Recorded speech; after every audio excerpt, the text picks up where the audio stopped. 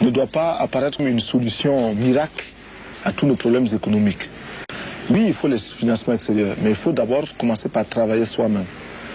Et si on ne travaille pas, des solutions comme celle du FMI apparaissent comme des solutions de facilité. Et dès qu'on a une petite difficulté, on court au FMI. Dès qu'on a une petite difficulté, on court au FMI. Ceci est une mauvaise chose. Deuxième élément très important aussi, c'est que nous avons l'impression que chaque fois qu'on nous pose des conditions, au niveau du FMI par exemple, c'est pour créer d'autres conditions. On nous dit, nous sommes prêts à vous accorder tel financement à condition que vous fassiez telle chose. Nous acceptons ces conditions, nous remplissons ces conditions. On nous amène encore d'autres conditions. On nous amène encore d'autres conditions. Cela devient troublant. Alors, quels sont les pays où le FMI a réussi? Quels sont les exemples où le FMI est parti et cela marche très bien? Nous n'en voyons pas. Vous avez dit non à l'aide alimentaire. Pourquoi? L'aide alimentaire que nous avons reçue, malheureusement, au lieu de nous aider à nous développer, nous a maintenus dans une mentalité d'assister. Chaque jour, on tend la main pour demander à manger. Ça, c'est mauvais. Deuxièmement, l'aide alimentaire fait que les paysans de chez nous qui auraient pu produire ne peuvent plus produire parce que quand ils produisent, ils n'arrivent plus à vendre. C'est le surplus des paysans des autres pays qu'on nous amène ici. Nous, nous demandons autre chose. Celui qui veut nous aider vraiment peut nous donner des charrues ou des tracteurs, des engrais, des insecticides, des tuyaux, des arrosoirs, des barrages, des forages. Voilà, ça c'est de l'aide alimentaire. Mais celui qui nous amène les sacs de blé, de mil, de maïs ou du lait, celui-là ne nous aide pas. Il nous gave comme on gave les oies. Pour pouvoir vendre l'oie, pour qu'elle soit lourde, présenter qu'on puisse la vendre. Ça, c'est pas nous qui cherchent, c'est leur argent qu'ils cherchent. Ce n'est pas l'aide, ça. Vous avez 600 organisations non gouvernementales qui travaillent ici. Comment faites-vous pour les organiser? Oui, il y a beaucoup d'organisations non gouvernementales au Burkina Faso à cause de la misère du peuple. Mais est-ce que ces organisations ont été efficaces? Elles n'ont pas toujours été efficaces. Je ne dis pas qu'elles ont toutes échoué. Il y en a qui sont sérieuses. Mais il y a beaucoup qui ne sont pas du tout sérieuses. Qui viennent ici simplement pour offrir des vacances à quelques jeunes gens européens qui sont fatigués de l'hiver ou qui sont fatigués de la vie grisâtre de l'Europe et qui recherchent un coin plus ou moins exotique. Et puis, il y a derrière cela des lobbies qui s'organisent pour avoir beaucoup d'argent. On va demander à des vieilles femmes de donner un peu de sous pour aider les pays pauvres. Et elles sont sincères, ces vieilles femmes, elles donnent leur argent. Mais elles ne savent pas qu'une partie profite à ces politiciens qui sont des voleurs. Mais les organisations que nous avons ici, nous les avons regroupées au niveau d'un bureau que nous appelons le bureau de suivi des organisations. Ce bureau est logé à la présidence.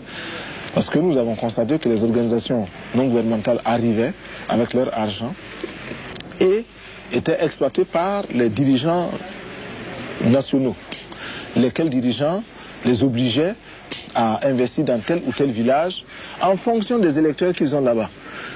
Ils ont des électeurs dans un village, c'est là-bas qu'ils vont faire les puits, les forages. Même s'il y a déjà 20 puits, ils partent. Alors qu'il y a un village à côté qui n'a pas de puits, on ne part pas là-bas parce que ce n'est pas des bons électeurs. Bon, cela, nous l'avons combattu. Également, les dirigeants imposaient aux organisations d'embaucher leurs cousins, leurs frères, leurs sœurs. C'est du népotisme. Nous avons combattu cela. Mais les organisations elles-mêmes ont des défauts. Les Allemands viennent, ils essaient un forage ici, ça ne marche pas.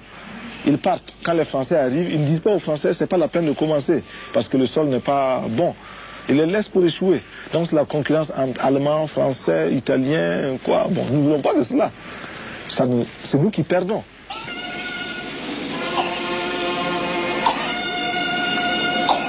Partez! Oh! Posez! Oh!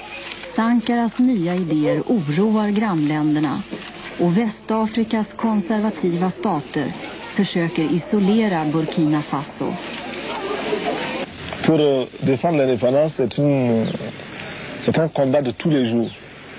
Parce que je ne connais pas sur cette planète-là un pays qui peut soutenir à 100% le Burkina Faso sans demander de contrepartie. Je n'en connais pas. Seul le Burkina Faso peut aider le Burkina Faso.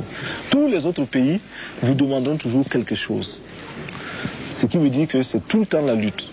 Et quand vous énoncez la vérité, elle blesse.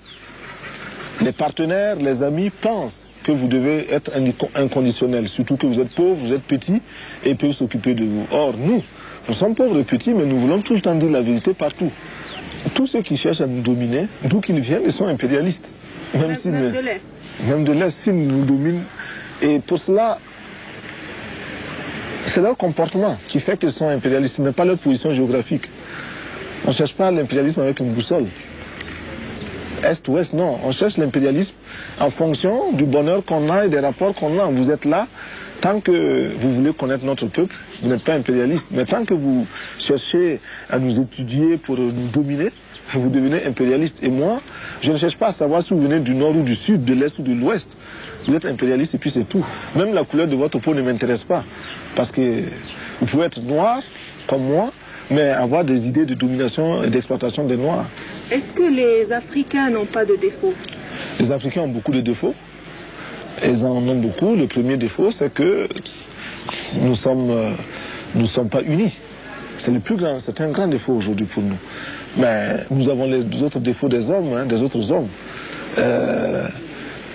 Il y a des paresseux chez nous, il y a des voleurs, mais je crois qu'il y en a chez vous aussi, on voit dans les journaux chaque fois. Il y a des dirigeants chez nous qui sont des voleurs, mais on voit dans vos pays également des scandales chaque jour. Il y a des dirigeants chez nous qui sont menteurs, mais on voit chez vous aussi des dirigeants qui sont menteurs, des scandales, tout le temps dans la presse. Donc, nous avons les défauts des hommes.